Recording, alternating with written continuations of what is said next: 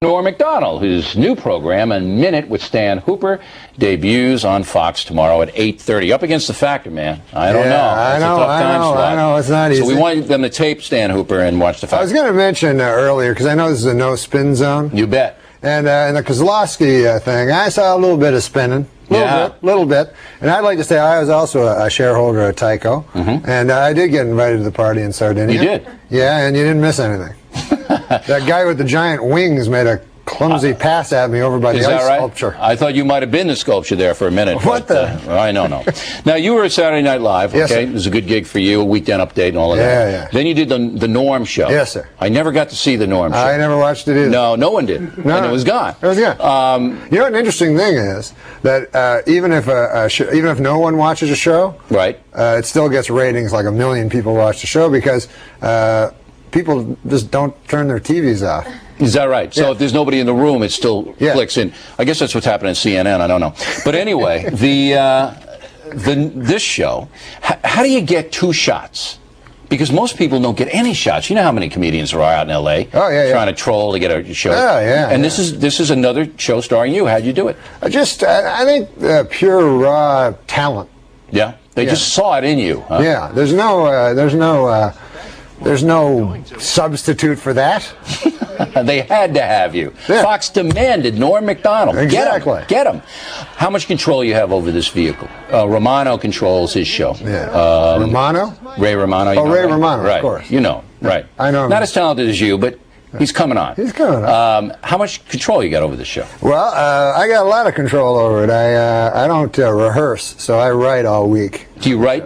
Yeah. You write the show. How many other writers with you? 5, and they're a crack staff. All right, so the show's going to have an edge because that's what kind of stuff you do. No, it's not going to have an edge. No, it's going to be a bland kind of an Ozzie and Harriet ripoff? No, sir, it's going to be a Green Acres ripoff. I could just see you in the overalls. Yeah. You play a commentator on television. I play a commentator. I hate those guys. Yeah. I don't care for him either. I play a guy that works in New York. You understand? And he does his minute every week. Like Andy Rooney. Not Andy Rooney. He's not a humorist. He extols the virtues of small town life, like Mr. Charles Osgood. Oh. And but he's very disconnected. He goes to parties at William Paley's house. You look a little like Osgood. Run that picture back. Can you put it next to Norm's face? Yeah, I can. That's you in 8 years after you work for Fox. That's how you're going to age. Okay. Believe me, I've been here 7 years. That's how you age. I don't look like that. I'm trying to look like that. So you moved to a small town in Wisconsin, right? Yes, sir. Okay, and that's going to be funny. I'm going to be amused by that. I'm not going to spin you. No, you're not going to care for it at all. All right, now you hit it big, and then you get the residuals and all of that. The Simpson money come rolling in. Yeah. You don't hit it big, you care? Well, first of all, I believe the actors in The Simpsons. I don't think Bart got 1 penny of that. No, but the guy who did his voice. Oh, I'm sorry. Yeah, I get a lot of money after that. Do you? But I'm not in it for the money. What are you in it for? The money. I am in it for the money. I know you are. I was going to spin. Yeah, no, you can't. This is the no-spin zone. I know. I keep forgetting. You can use that in Stan Hooper if you want. The no-spin? Yeah, you can use that kind of stuff, and I won't demand any money. Okay, cool. Saturday Night Live, do you watch anymore? Yes, sir, I do. You do? Is it as good now as when you were there? No. Well, because you're not there. Basically, because I'm not there. Right. But you do watch it. Yeah, I watch it. Because I've lost kind of contact with it. I mean, I think it's maybe a generational thing. It is a generational thing. I'm 61 years old, young. I say 61 years. Right.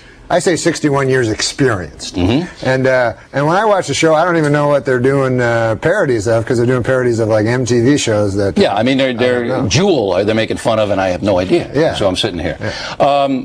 When you do this Fox show, if it is successful, are you going to change? Am I going to change? Yeah. Are you going to be the same guy you are now, the humble guy? I'm going to be the same dirty son of a bitch as I am now. Right. Thank you. This is live tonight. We appreciate it. Well, that's not swearing. No, of course not. No, that's just I think Fox. That's part of the. That's Fox. We're going to see that in Stan Hooper, aren't we? No, we're not going to use such language. Right. Norm Macdonald, good luck with the show. Tonight, Dennis Miller's taking a lavish vacation, as is his wont, so we turn to another Saturday Night Live alum for words of wisdom this evening. Joining us now from Los Angeles, man about town, Norm Macdonald. Good to see you, Norm. Happy New Year to you, sir. Oh, Happy New Year. I hope you had a Merry Christmas. We had a great Christmas, and we were saying Merry Christmas quite often. And yeah, in LA, there. I mean, I know you've maybe won the culture war, but in LA, it's still a little secular progressive. I had carolers come to my house, and I have a feeling they may have been atheists because of some of the carols they sang. Like they sang, "Nothing Rest Ye Merry Gentlemen," and "Hark the Herald Johnson Sings." Yeah, they couldn't get the God in there, you know, and that's the age we live in, that there are certain parts of the country that just not going to get into the Christmas spirit. Now, are you a Democrat? But I love Christmas. I don't like to say I'm a Democrat or Republican because I don't subscribe to either. You know, like I'm very pro-life, but I'm against the death penalty, so I don't know what you'd call that. Well, pro-life means that you want people to live, and if you're against a death penalty, that's consistent. But so you're an independent like I am. You want the best person in. Has anybody? I would vote for the person. Has anybody impressed you so far? Any of the presidential candidates impressed you so far? Yeah, I love John McCain. He was my favorite 8 years ago. But even 8 years ago, he was the old guy back then, so I don't know. I don't know how he's going to fare. But he's spry.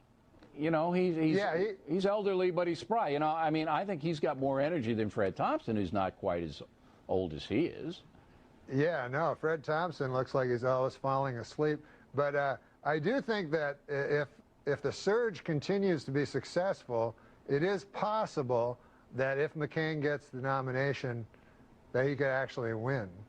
I think that any of these guys could win at this point because it's so fluid. And if you take Iraq, as you pointed out, off the table, you take that away, then the ideologues, their influence diminishes, and people will have to evaluate which candidate has the best plan. Now, Hillary Clinton, obviously a lightning rod. The Hollywood community is what, 80% liberal, and they're kind of split between Hillary and Obama. How do you see this? You're out there, you schmooze with these people. Well, I've watched Hillary on the campaign trail, and I must say she has some image change or something. She looks to me much more lifelike. And also ladylike. She almost seems like a live lady now. Well, they've softened her image, you know, because she was coming across as a little Margaret Thatcher-ish. You know what I mean? Yes. Do what I say or I'll kick your butt. And now they're trying to say, do what I say or somebody else will kick your butt. Not me, because I don't want to get my hair messed up.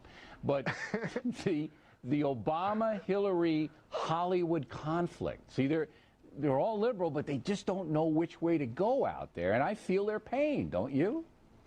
Yeah, I know this guy's like a freight train. And now that Dennis Kucinich has said that he might throw his support, man, he's going to be unstoppable with that. That's right. So that's at least six or seven votes that Sean Penn. That's the equivalent of me throwing my delegates behind him.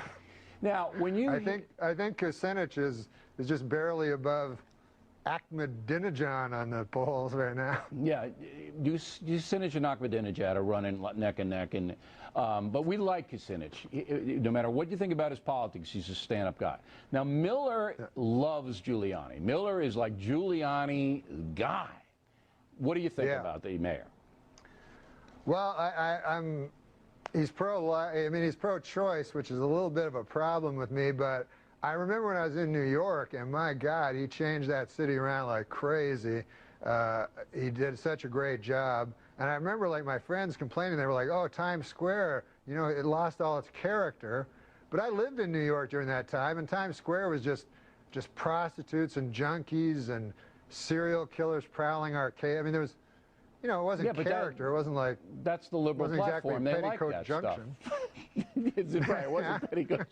That's secular progressive heaven you just described there, Norm. That's what they want. Come on. Yeah. It's diversity, man. It's diversity. Norm Macdonald on demand. Yeah, that's right. Norm Macdonald, thanks for filling in for Miller. We appreciate it. Happy New Year to you, Norm.